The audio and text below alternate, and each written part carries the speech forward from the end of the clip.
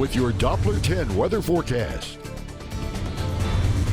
Good afternoon. All right, we've had a little bit of a break earlier today in the rain. The sun came out and the air became even more unstable, and that led to thunderstorms developing. And there was even rotation in one of these thunderstorms that was prompted a tornado warning for the Robstown area. So let's take a look at the clouds from this system. And fortunately, it was not a tornado that touched down, but sure looked ominous. Take a look at these photos from our Coastal Bend Weather Watchers page. This is by Carla Lofton of Cal Allen, looking toward Robstown of that low cloud, that rotating cloud. And here's another shot of that from Irene Mancata of Robstown, and you can see that wall cloud. See that low-hanging cloud right here?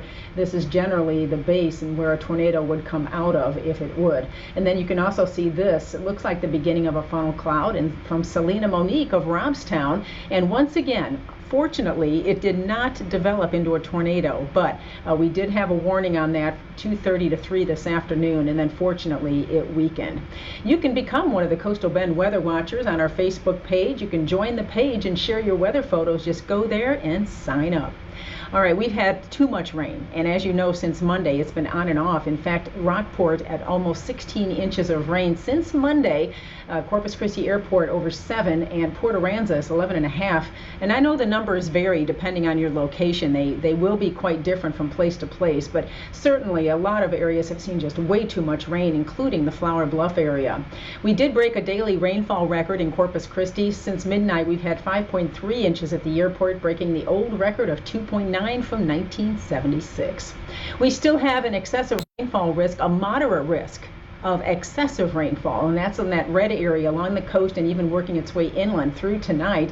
Tomorrow, that comes down a little bit. It turns into a slight risk in that same area to a marginal risk inland. We will start to see improvements later tomorrow and into the weekend, but for now, we have the potential still of flash flooding, as we'll continue to see numerous tropical showers, and those could produce very heavy rainfall. So the flash flood watch has been extended through Friday evening, and we're also keeping an eye this evening on any of those storms that could become severe, but the chance is low. It'd be isolated severe, but we'll keep an eye on that too. All right, there's the rain chance. You can see how it goes up again tonight, and through tomorrow morning we have numerous tropical showers in the forecast, but then it starts to decrease. We'll start seeing improvements tomorrow later in the day, and then by the time we get into Saturday, it's only an isolated rain chance. I do think there could be a couple showers around Saturday, but it certainly won't be anything like we've seen. Right now, we do have that flash flood warning we talked about, and that is for Jim Wells County into eastern Duval County. You can see that does include Alice, Ben Bolt, San Diego, and Owl Ranch, as we've seen 2 to 4 inches of rain in this area already this afternoon. Heavy rain coming down in these showers, rotating in around an area of low pressure to the south.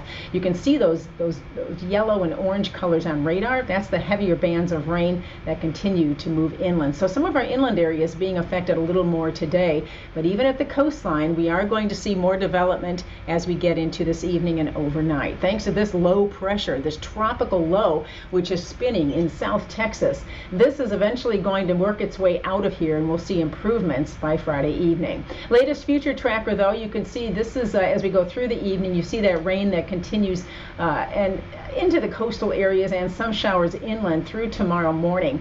And then it lets up a little bit. It'll be mainly inland areas tomorrow afternoon, and then by the time we get into Saturday, it's isolated. Potential future rain amounts, then you can see hit and miss some areas a lot more than others, but still bands of rain that could add up anywhere from 3 to 6 inches over the next few days. All right, here's a look at your 7-day forecast then. We dry out this weekend. It does get hot though. Temperatures back up to 90, and we're going to have a lot of humidity at the surface here with all that water standing. So we're going to see heat indices as high as 107 this weekend as temperatures are more